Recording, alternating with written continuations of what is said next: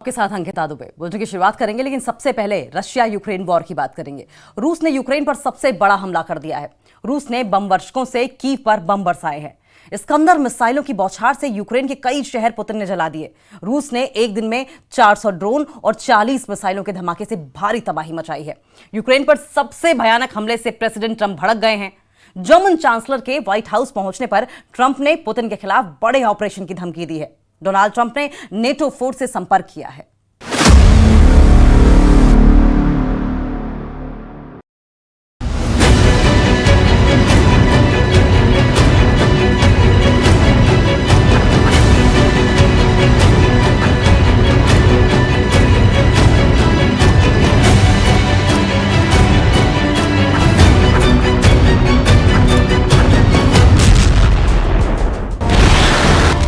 जब बम धमाकों को गिनना मुश्किल हो जाए, जब मिसाइल धमाकों की तबाही का पता लगाना मुश्किल हो जाए, जब धरती से आसमान तक सिर्फ आग ही आग दिखाई दे, तो समझ लीजिए हमला पुतिन का है।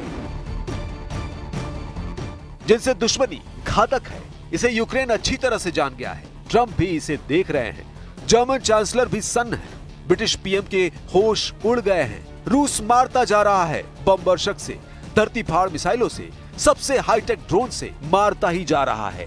यूक्रेन के एक शहर में बारूदी बवंडर शांत हो रहा है, तो दूसरा शहर अगले ही पल धधकने लग रहा है। बड़ा भयानक और विनाशकारी युद्ध शुरू हो गया है। पुतिन के दुश्मनों की सोच से परे युद्ध जाता दिख रहा है।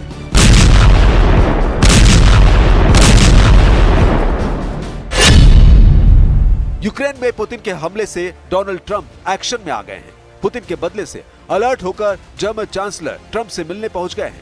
पुतिन की धमकियों से ब्रिटेन ने युद्ध की तैयारी शुरू कर दी है। नेटो फोर्स पुतिन से टकराने का नया प्लान तैयार कर रही है। पुतिन के हमले से घबराकर डोनाल्ड ट्रंप ने वार्निंग दी है कि वो पुतिन को हद से बाहर जाने से रोकेंगे।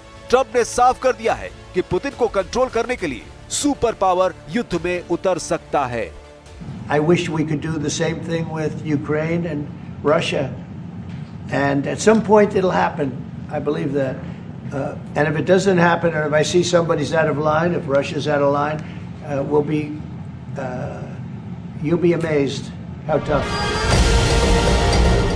ट्रंप समझ गए हैं कि अब पुतिन यूक्रेन से आगे बढ़ेंगे। उन देशों के हिसाब लेंगे जिन्होंने यूक्रेन को भड़काया, यूक्रेन को हथियार दिए। इन देशों में अमेरिका भी है। अमेरिका से टकराने के लिए पुतिन किसी भी हद को पार कर सकते हैं, न्यूक्लियर युद्ध भी छेड़ सकते हैं। ट्रंप ने मान लिया है कि पुतिन को रोकने के सिवा अब कोई रास्ता नहीं बचा है, क्योंकि रूस ने यूक्रेन को बारूदी कयामत दिखा दी, जलती धरती, धधकता आसमान दिखाया। जेलेंस्की को पुतिन ने युद्ध का सबसे भयानक दिन दिखाया।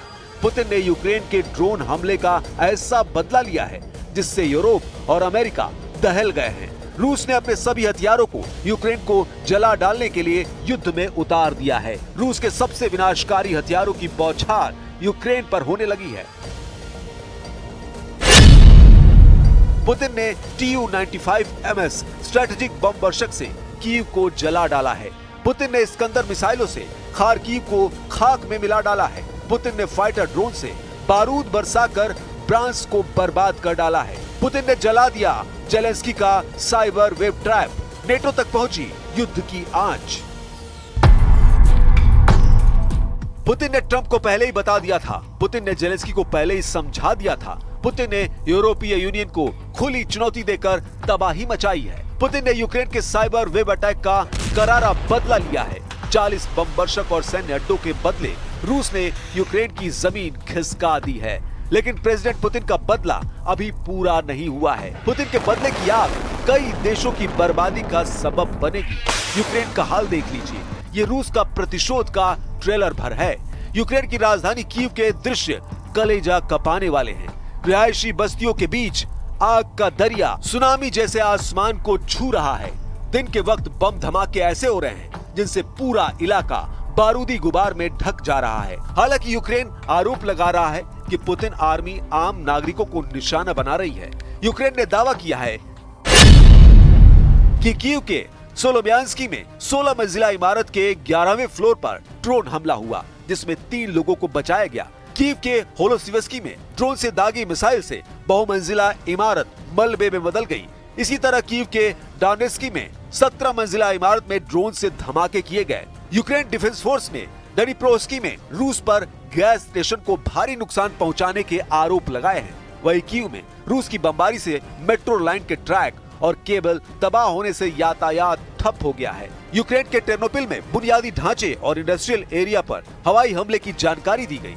प्रिलुकी में ड्रोन हमले में 1 साल के बच्चे, उसकी मां और दादी सहित 5 लोगों की मौत हो गई। जेलेंस्की ने रूस के हमले की जानकारी देते हुए दुनिया से पुतिन को रोकने की अपील की है।